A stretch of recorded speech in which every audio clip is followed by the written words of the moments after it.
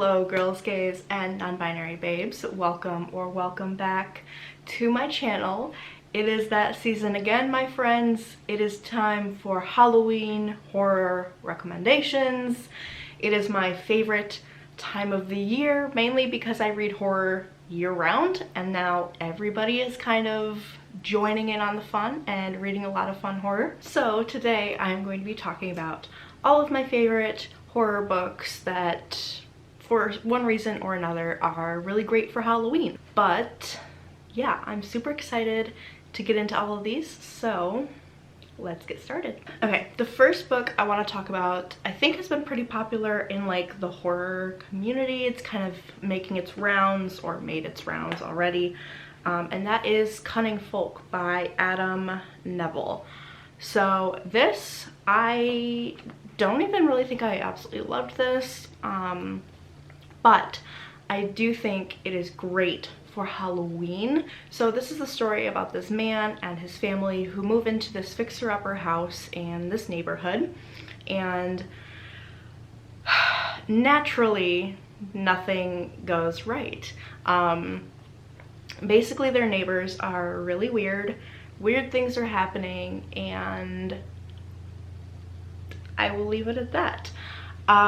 So this one's really great for Halloween because I just love a good folk horror for Halloween, and this one is definitely that. I think it's really creepy and eerie and will make you second guess everything in your life. So yes, highly recommend this one, especially if you are a big fan of folk horror like me. Next, we have a book that made its rounds last year, I believe, when it first came out, and that is The Hollow Places by T. Kingfisher. Honestly, I'd recommend any horror by T. Kingfisher for this because most of their horror is folk horror and it's all fantastic, like What Moves the Dead, The Twisted Ones, I think that might be it. I can't remember anything else.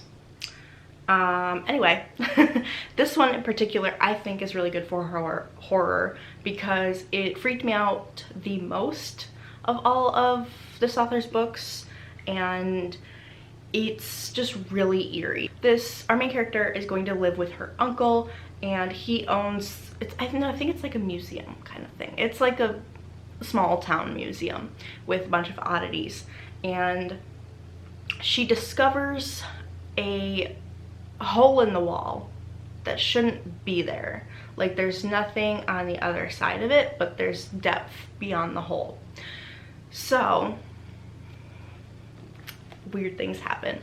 I'm gonna be saying that a lot in this video, but this was just so fantastic. If you kind of like existential horror, I suggest this one.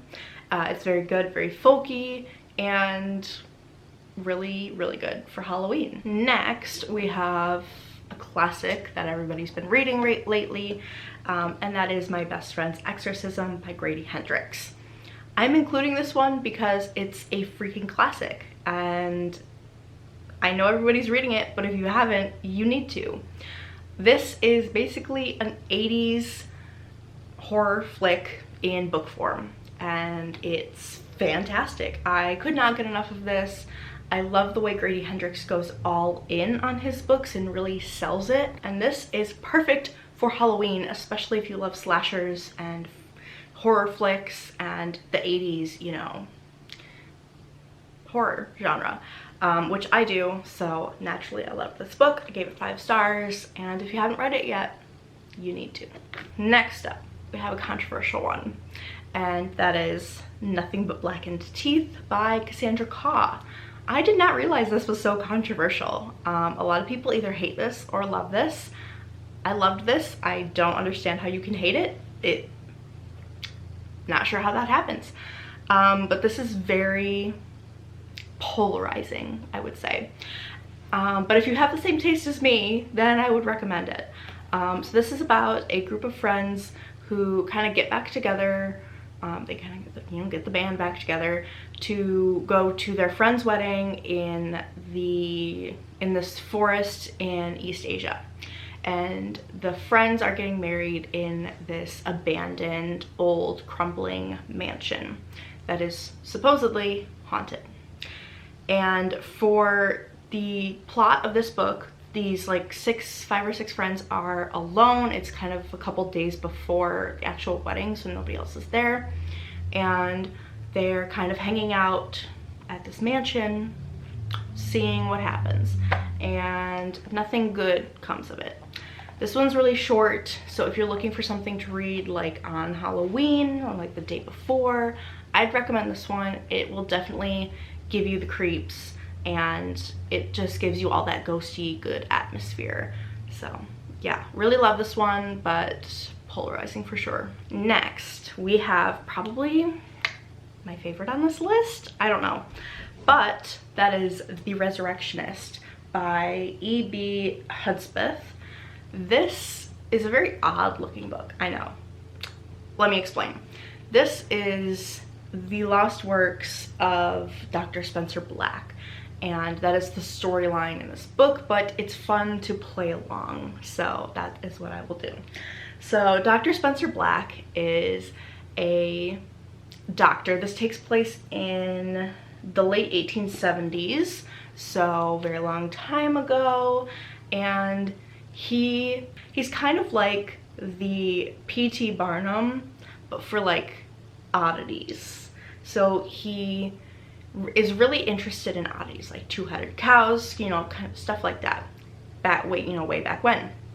And then he begins trying to create his own. So the beginning part is his story and like a biography, or autobiography, or no, biography, yeah. But the second part is the Codex Extinct Animalia. So this is his study of the lesser known species of the animal kingdom, and he basically is full of artwork and information on these creatures. It is so cool. The artwork is incredible. I actually have a print of one of them that I'm obsessed with, and you can buy prints of these online. But this is so phenomenal. Once again, I really love books that try to sell you the story, and this does that. Like, you get thrown into it and you are there. This is real, this is happening, this has happened. I love that. So highly recommend this one. It's really easy to read, really short, and this one is also really good for if you're looking for like Halloween day read. You can easily read this in a day, and you will want to once you start. The next 2 books I have, I don't actually currently own. I wish I did, but I do not, so I'll be throwing up some pictures of them. But the next book is Just Like Home by Sarah Gailey. This one I think should be out. I believe it's out. If not, I will correct myself in editing. But I love Sarah Gailey's work. I think they're an amazing writer. I will read anything they put out. This was phenomenal, and I freaking loved it. This one is good if you like true crime and that kind of thing. This follows a girl whose father was a serial killer, and he did all of his killings in her family home. And she is going back to her family home to take care of her dying mother, who she does not like, and kind of figure out what to do with the house. And there she kind of has some flashbacks. She realizes what happened, and it's really intense, but really, really good. It really gets into like the psychological bit, which I love, and it was just so creepy, and like it gave you like goosebumps, and oh, it was just wonderful.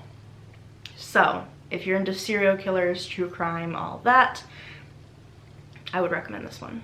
And finally, we have another favorite book, and this is also about a serial killer, and that is Perfume. This is by Patrick Suskind. This one I read earlier this year, and I just fell in love with it. I think it was the most beautiful serial killer story I've ever read, and it was so fascinating.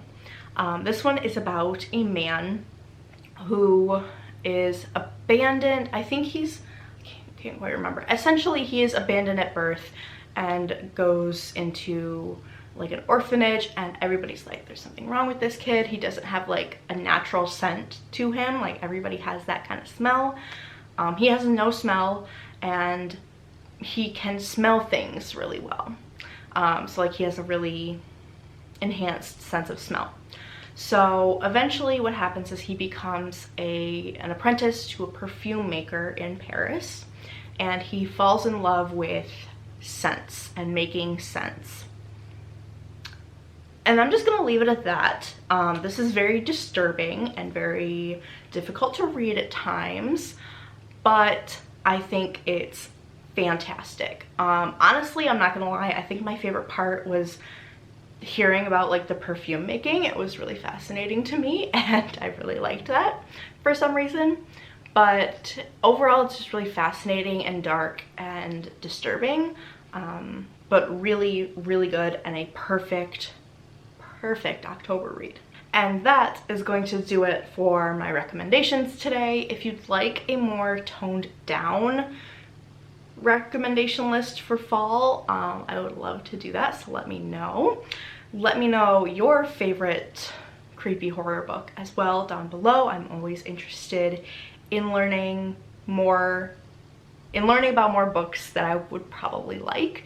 So yeah, leave me your faves down below, and thank you so much for watching. That is all. I will see you in the next one. Bye-bye.